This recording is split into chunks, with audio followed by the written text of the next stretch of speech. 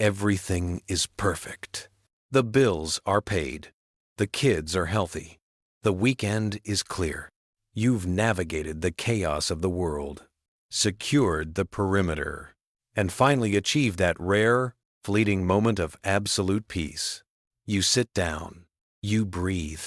You allow yourself to relax for the first time in weeks. And that's when the attack begins. It's subtle at first. A heavy sigh from the other room. A door closed just a little too hard. You feel the atmospheric pressure in the house shift. The calm is replaced by a vibrating tension. Then comes the opening salvo. It's never about anything real. It's about the way you folded the towels. It's about a perceived slight from your mother 3 months ago. It's about the tone of voice you used when you said, "Good morning." It is an ambush. A psychological assault launched precisely at the moment of maximum tranquility. You are baffled, confused, desperate. You try to de-escalate. You try to reason with the irrational. You try to solve the problem that doesn't exist. But the more you try to restore the peace, the more chaotic the situation becomes. The argument escalates. The accusations fly. The emotional storm rages until you are exhausted, depleted, and utterly defeated.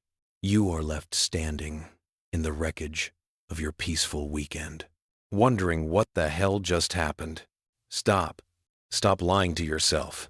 Stop believing the delusion that this is a communication error. Stop pretending that if you can just manage the logistics better, she will finally be content. She will never be content, because contentment is the enemy. Peace is the trigger. You are operating under the catastrophic assumption that she wants what you want, that she values peace and stability. She does not. She values stimulation. She values drama. She values the emotional intensity that makes her feel alive. I have counseled hundreds of men who are trapped in this exact cycle of futility. Men who are desperate for peace, but drowning in manufactured chaos. They are exhausted, confused, and resentful. Today, we are exposing the brutal truth about why she destroys the peace. We are dissecting the biological imperatives, the psychological mechanisms, and the strategic maneuvers that drive this behavior. It's not because she's unhappy. It's because she's bored, and her boredom is destroying your life. Your fundamental error is the projection of your own masculine desires onto the feminine psyche. You are a man. You crave order, logic, predictability. You thrive in an environment of stability and peace. You see conflict as an obstacle to be overcome, a problem to be solved. She is a woman. She craves emotional variance, intensity, and connection. She thrives in an environment of stimulation and drama. She sees conflict as an opportunity for engagement, a test of strength, a source of vitality. You are operating under the delusion that the peace you create is a gift to her. It is not. It is a prison. The stability you provide is the boredom she despises. The predictability you offer is the monotony she fears. So what do you do when she manufactures the chaos? You engage with it. You try to fix the problem. You jade, justify, argue, defend, explain. You are the firefighter who rushes into the burning building, unaware that the arsonist is the one who called the fire department. Every time you engage with the drama, you are validating the behavior. You are rewarding the chaos. You are signaling that her strategy is working. You are teaching her that the most effective way to get your attention, your energy, your focus, is to create a problem. Stop trying to solve the problem. Start recognizing the game. Conventional advice tells you to validate her feelings, to listen to her concerns, to communicate better. This advice is poison. It is the path to emasculation and the erosion of respect. When you validate the irrational, you abandon reality. When you listen to the manufactured concerns, you enable the dysfunction. When you prioritize communication over frame control, you invite the chaos. Wake up. You need to understand that the creation of problems is not a cry for help. It is a demand for stimulation, a test of your strength, and a mechanism for control. And every time you engage, you are failing the test. Why does she destroy the peace? It is not random. It is the predictable outcome of biological wiring, psychological conditioning, and strategic imperatives. To navigate this reality, you must accept these 4 brutal truths. Asterisk, asterisk. Brutal truth. Number 1. The biology of stimulation. The EKG flatline analogy.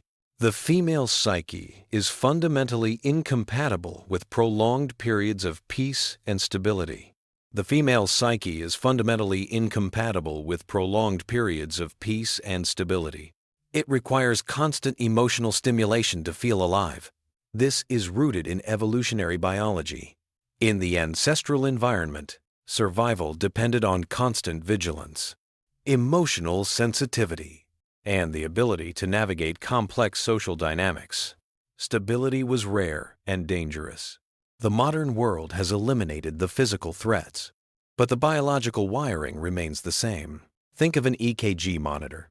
The peaks and valleys, the highs and lows of emotional experience represent life, vitality, energy. The drama she creates the arguments. The crises, the emotional storms are the peaks and valleys. They are the proof that she is alive, that the relationship is alive. The peace you crave is the flatline, the absence of stimulation, the terrifying void of boredom, death. This is why she will manufacture a crisis out of thin air when things are going too well. She needs the neurochemical cocktail of the emotional roller coaster, the dopamine, the adrenaline, the cortisol. She is addicted to the intensity, and peace is the withdrawal. This is the paradox of the modern relationship. The very stability you strive to create is the very thing that triggers her need for chaos. Asterisk, asterisk. Brutal truth number 2. The comfort crisis and manufactured adversity. The border collie analogy. Safety. We live in an age of unprecedented comfort, safety, and convenience. We are no longer struggling for survival. We are no longer facing the existential threats that defined the lives of our ancestors. The human psyche is wired for struggle. We need challenges, adversity, and purpose to feel fulfilled. In the absence of real struggle, the psyche manufactures artificial struggle. This is the comfort crisis, the profound existential anxiety that arises from a life that is too easy, too predictable, too comfortable. Think of a border collie, a dog bred for intense work, intelligence, and problem solving. If you put a border collie in a small apartment and give it no job, no stimulation, no challenge, what happens? It destroys the apartment. It chews the furniture. It becomes neurotic, aggressive, and miserable. The dog is not broken. It is acting according to its nature. It needs a job. It needs a struggle. She is the border collie. The comfortable life you provide is the small apartment. The drama is the chewed furniture. She is manufacturing adversity to escape the terrifying void of boredom and meaninglessness. She is creating problems because she has no real problems to solve. She is creating chaos because she has no real challenges to overcome. And you, the provider of the comfort, become the target of her manufactured adversity. Asterisk, asterisk. Brutal truth. Number 3. Drama as a fitness test, the eternal stress test. It is a sophisticated testing mechanism. This is the crucial insight that changes everything. The drama is not just random chaos. It is a sophisticated testing mechanism. Women are biologically wired to seek the strongest, most resilient male available, hypergamy. To assess a man's strength, she must test him constantly and relentlessly. The drama is a shit test, a subconscious mechanism to assess your emotional control, your resilience, your frame. Think of it as the stress test for a high-performance vehicle. The engineers push the engine to the red line. They subject the suspension to extreme conditions. They try to find the breaking point. She is the engineer. You are the vehicle. The drama is the stress test. When she manufactures a crisis over the folded towels, it is not about the towels. It is about testing your reaction. If you crumble, if you get angry, if you apologize, if you engage with the chaos, you fail the test. You demonstrate weakness. You signal that you are emotionally unstable and incapable of handling pressure. And this failure triggers a profound biological anxiety in her. If you cannot handle her emotional storm, how can you handle the real storms of life? If you remain calm, indifferent, and unmoved by the drama, you pass the test. You demonstrate strength. Let me tell you about a guy. He achieved financial independence at 40. He retired early. He thought he had achieved the dream. But the moment the struggle ended, the moment the mission was accomplished, his wife turned on him. The drama escalated exponentially. The accusations became hysterical. The conflict became unbearable. Why? Because the absence of the external struggle intensified the internal stress test. She needed to know that he was still the strong man she married, even without the external validation of his success. Asterisk, asterisk. Brutal truth number 4. The attention economy and the validation imperative. Drama is a highly effective strategy for capturing attention. We live in a validation economy, where attention is the currency and emotional expression is the product. The modern woman is conditioned to seek constant attention and validation. She measures her self-worth by the amount of engagement she receives. Drama is a highly effective strategy for capturing attention. When she manufactures a problem, she becomes the center of the universe. You drop everything to focus on her. This is the validation imperative, the profound need to feel seen, heard, and important. The peace you crave is the absence of attention. The stability you desire is the invisibility she fears. When you are focused on your mission, when you are enjoying the peace, you are not focused on her. And this lack of focus triggers a profound anxiety. The drama is the mechanism to recapture your attention, to force you to engage with her emotional reality. This is the archetype of the drama queen, the woman who defines herself by her emotional intensity and uses it to control the environment around her. She is not seeking solutions. She is seeking engagement. And the negative engagement of conflict is better than the terrifying void of indifference. So, this is the reality. She creates problems when everything is peaceful because she is biologically wired for stimulation, psychologically compelled to test your strength, existentially terrified of boredom, and addicted to attention. What do you do about it? You cannot change her nature. You cannot eliminate the chaos. You cannot force her to be rational or peaceful, but you can control your response. You can protect your peace. You can pass the test. This is not about fixing the relationship. This is about mastering yourself. Here is your protocol for navigating the chaos and reclaiming your frame. E. Be the lighthouse. Cultivate stoic indifference. It does not apologize for the rocks. If she is the storm, you must be the lighthouse. The lighthouse does not try to calm the storm. It does not get angry at the waves. It does not apologize for the rocks. It stands firm, impenetrable, shining its light, providing a fixed point of reference in the chaos. You must cultivate a profound, stoic indifference to her emotional turbulence. You must remain grounded in your reality, unmoved by her drama, and unaffected by her provocations. When the storm hits, do not react. Maintain emotional control. Your calmness is your strength. R. The art of non-engagement. Do not JADE. This means the ruthless implementation of non-engagement. The drama is fueled by your engagement, your attention, your energy, your emotional reactivity. You must starve the beast. This means the ruthless implementation of non-engagement. When she manufactures the problem, do not JADE. Justify, argue, defend, or explain. When you jade, you are validating her frame. You are entering the chaos. You are failing the test. Instead of arguing, use techniques of non-engagement. Asterisk, asterisk, asterisk. Silence. Asterisk, asterisk.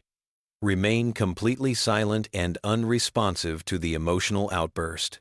Asterisk, asterisk, asterisk. Agree and amplify. Asterisk, asterisk. Neutralize the accusation by agreeing with it and amplifying it to the point of absurdity.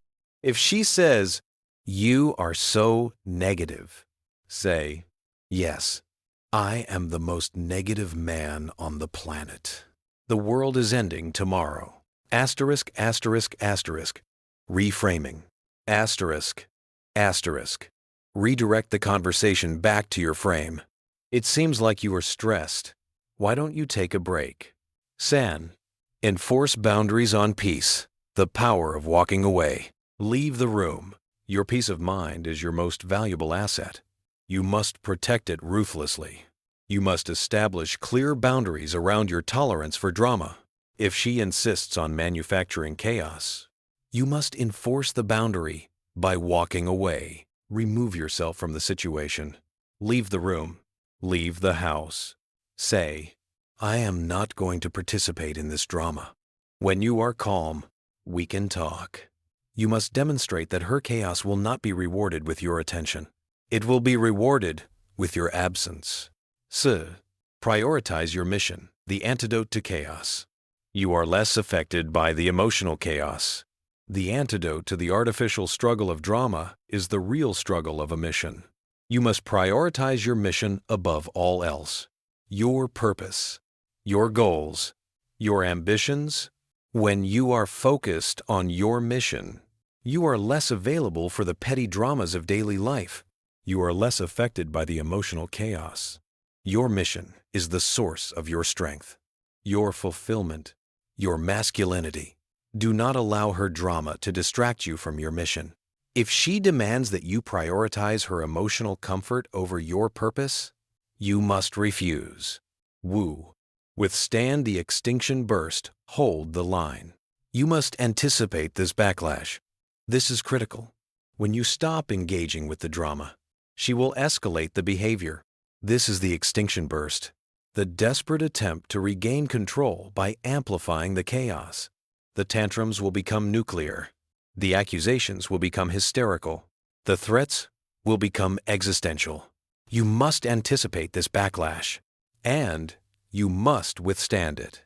This is the ultimate test of your resolve. If you crumble, you will reinforce the addiction and make it even harder to break free. You must hold the line. Remain stoic, indifferent, and focused on your mission. Eventually, the storm will pass.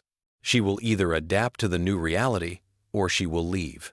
Either way, you win. You reclaim your peace. So there you have it. The brutal truth about why she creates problems when everything is peaceful.